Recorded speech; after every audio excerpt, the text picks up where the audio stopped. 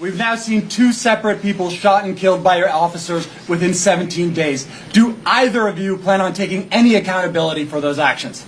2 suspects, or you're correct, 2 suspects have been shot, and suspects that assault, delay, obstruct, or threaten a law enforcement officer's life. It goes back to the choices that we just talked about. When individuals make poor choices, poor decisions, come into a law enforcement situation, an active law enforcement situation, conspire to come into that situation, whether that's based on ideology, we don't know. That'll be in the investigation that we just talked about. That's what we base the split-second decisions on, and our law enforcement officers are safe. They managed to come home at the end of shift. And, again, I would implore upon any individuals, whether they're anarchists, rioters, or anyone else that thinks it wise to go into a law enforcement scene to disrupt, to delay, is to don't do that. All right, Shalom. All praise to the Most High, Yahweh, by Hashem, Yahweh Shai, by Hashem, Rakak, Badash, and double honor to our apostles, elders, and bishops here at Great Millstone for teaching his truth. It's going all around the earth, and Shalom to the hopeful elect out there. It's your brother, Atazawam, from the Great Millstone here in St. Louis. And real quick, we saw that short clip of this guy here who goes by the name of Gregory Bavino. All right. And I got a little bit curious about him as I watched that clip, and just looking at the stone face that he has, right?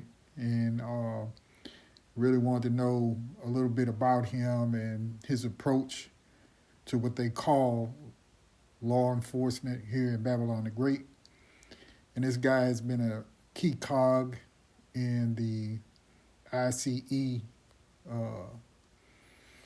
matters, okay, we'll say it that way, all right? And just really like an oddball, okay, who one of these centurions who has a complex and a thirst for violence and bloodshed. That's what it appears to be to me, all right? So let's take a little bit of a look at this guy. It says his name is Gregory Kent Bavino, right, is an American law enforcement officer who serves as the commander-at-large of the United States Border Patrol from October 2025 up until the current time. And we see what's going on over there in Minneapolis. And I think he was in the middle of the last situation. And again, as we state, from time to time, they have these different types of PSYOP exercises going on within the public, okay?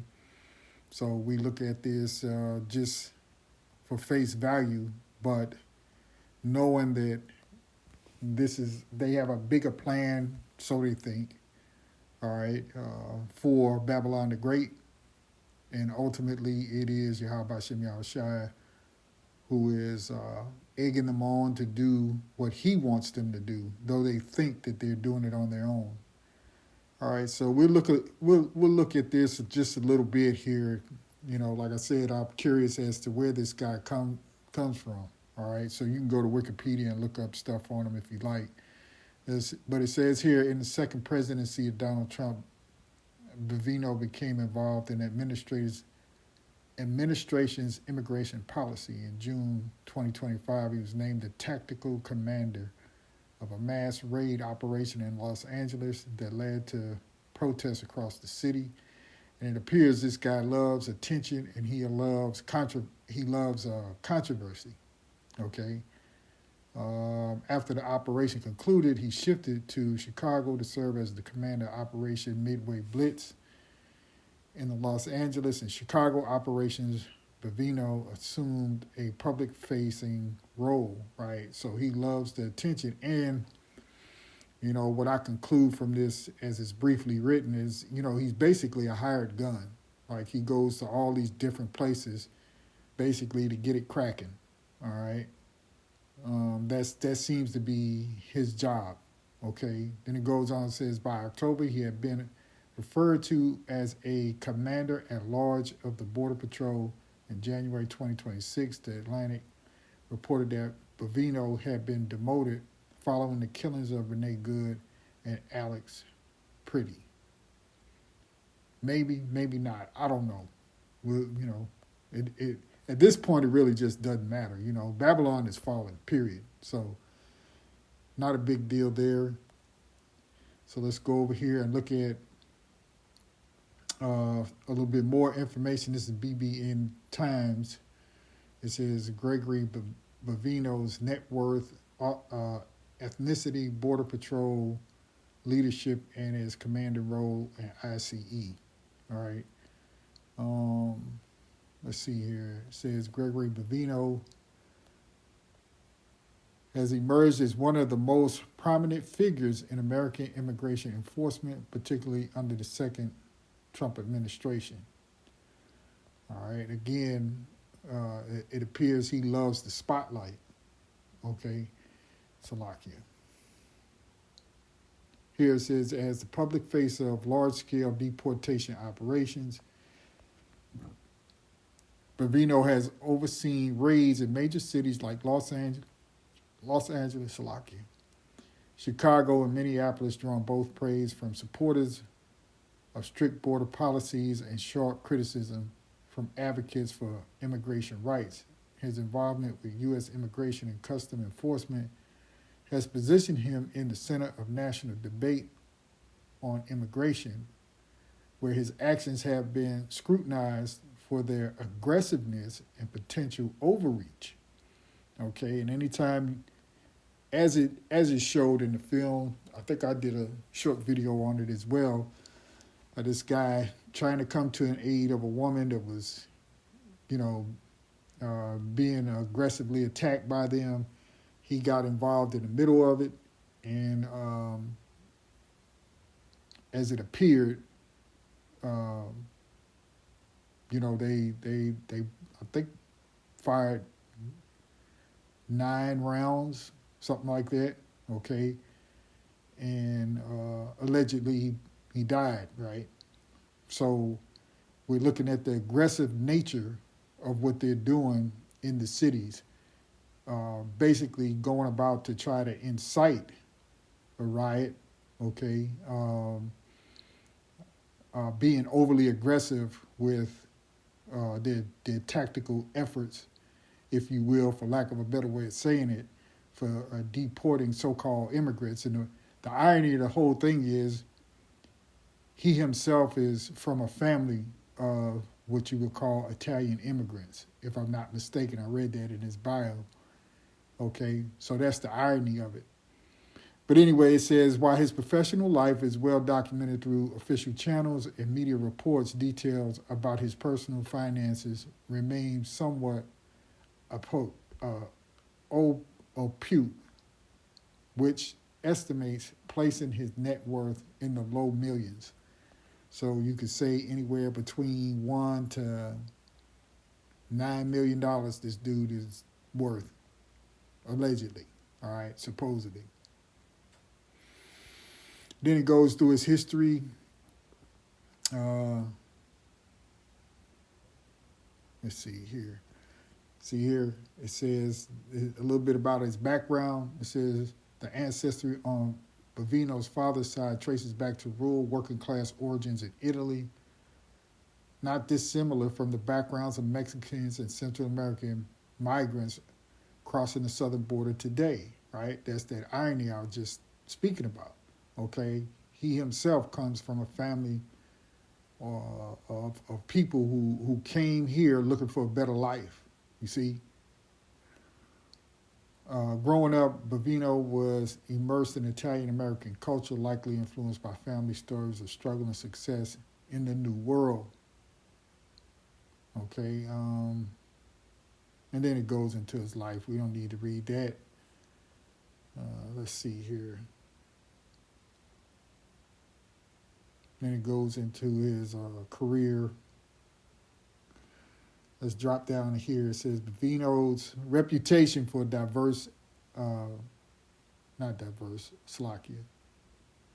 let me start over. Bavino's reputation for decisive action propelled him to oversee broader initiatives in Los Angeles. That same year, he commanded operations that targeted undocumented immigrants, often in collaboration with local law enforcement. And it seems as though in these other states and what we're seeing, where is the local law enforcement? It's kind of weird that there are no city police around when this stuff goes down. There's no sheriff departments around when this stuff is going down, and it makes you wonder, all right, what's really going on? Okay, though not without pushback from state officials, his approach emphasizes arresting the quote-unquote worst of the worst, a phrase he frequently used to justify mass deportations. Okay, and it seems really like a racially motivated thing. All right, of course, we know Jake usually, when we read the scriptures, you know, the northern kingdom gets it first and then it's the southern kingdom. Okay, but that's what it appears to be with this fella. All right, at least that strategy-wise, and from his own comments, like he said, he going after the worst of the worst, right, of what they call illegals. Going on, it says, by late 2025, Bavino had expanded his footprint, leading teams in Chicago, Charlotte, New Orleans, and the Twin Cities, where he was present during high-profile arrests and incidents. His mobility and visibility made him the quote-unquote star of Trump's deportation efforts, as described in investigative reports tracing his movements across the country. Yeah, so he's basically a hired gun, all right, to get things going wherever they want him to go. All right, okay, all right, and that's pretty much all we need to know about this dude here, you know. All right. So let's get a couple of scriptures and I'll close out. This wasn't meant to be long. You know, we'll look at this definition that I had here of irony. Salakia. Let's go up here. It says irony, the expression of one's meaning by using language that normally signifies the opposite, typically of humorous or emphatic effect. A state of affairs or an event that seems deliberately contrary to what one expects and is often amusing as a result. All right, so there's different types of irony that you have. And in this case, it's the irony that this dude is descendant from immigrants in his family. And here he is deporting so-called immigrants, in which when you're talking about so-called illegals, Mexicans as they call them, right? They're the Israelites. This was their land to begin with. You see, that's the craziness about it. Okay, let's read this right here. Salakia. It says, irony examples show a contrast between expectation and reality, like a fire station burning down, a marriage counselor getting divorced, or saying, what lovely weather during a hurricane, okay? Which, you know, trying to be funny, but the whole point is, the irony is that this man is descendant from those that came over here looking for a better life, right? And so Babylon is finished, man. It's eating its own self up, okay, by way of Yahweh Shem Yahushai, okay? And let's just get one or two scriptures here.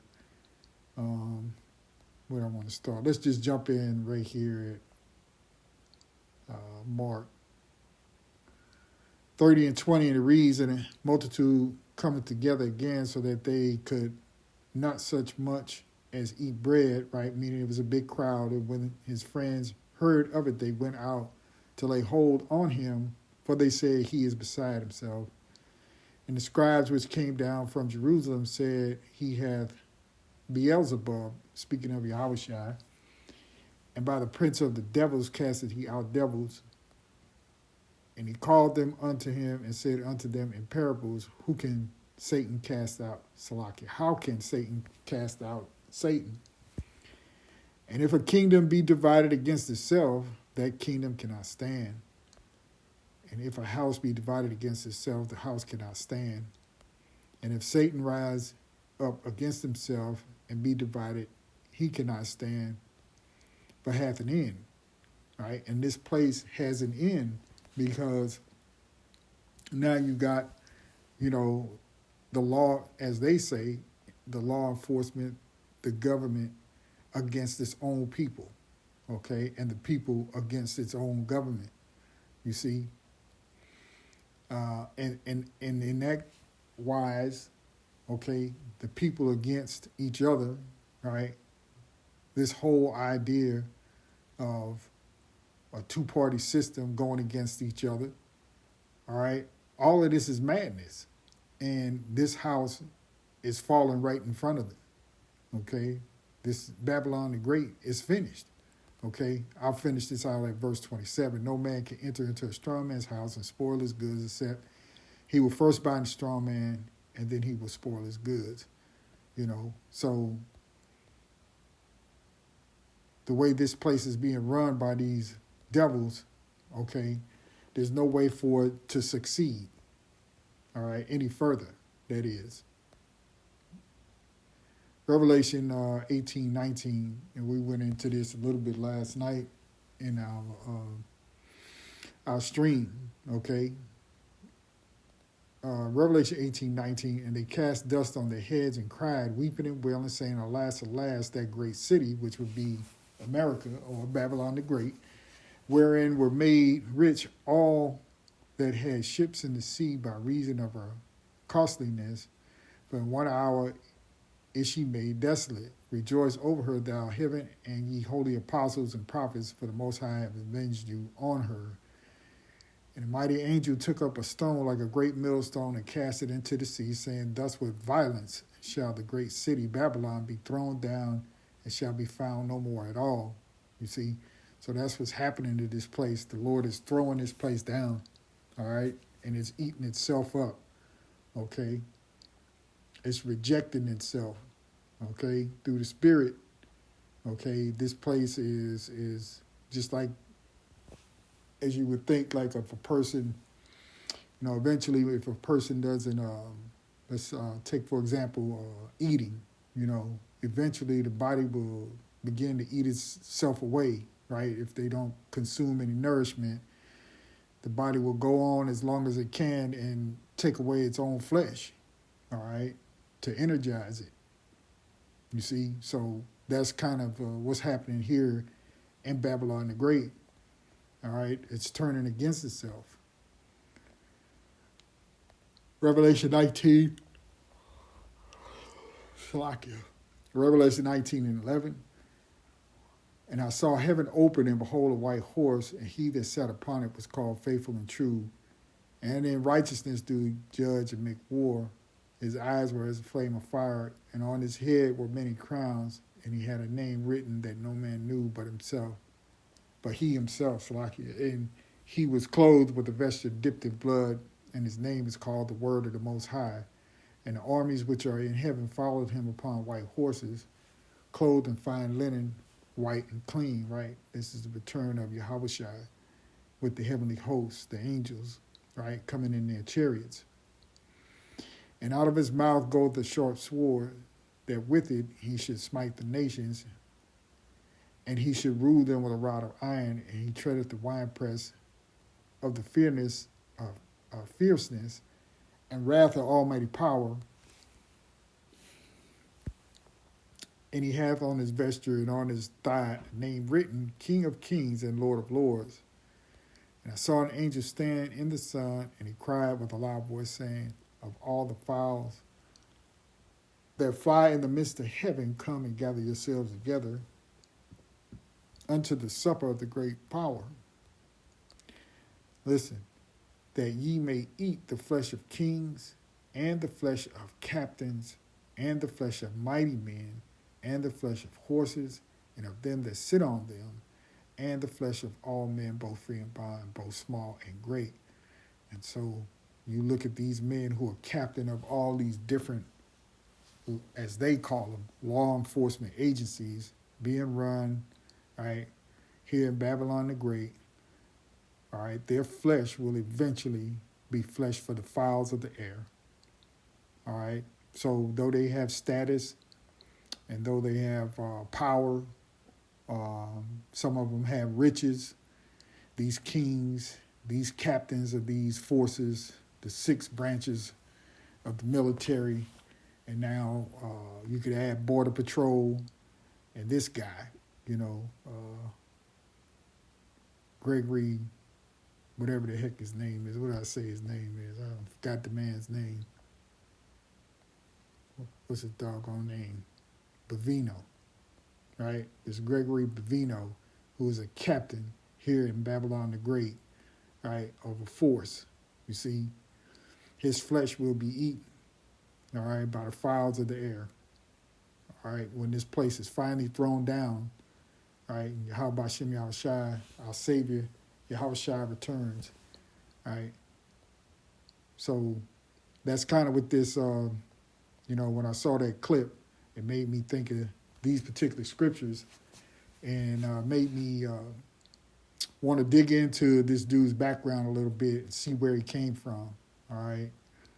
And as it were, the irony of it is this dude is he's a descendant of what you would call immigrants, okay, deporting so-called immigrants, and the fact that those same immigrants belong here, right? The irony of it all, okay? So with that, I'll end it right there. Nothing real heavy, nothing real long, but just as we see these things unfold in the news, we can always put them in the scripture, man, and you can learn something, you see? So with that, I end the lesson right there. All right, Lord willing, it was edifying. We'll close out giving all praise, honor, and glory unto Yahweh by Hashem Yahushai. Shalom.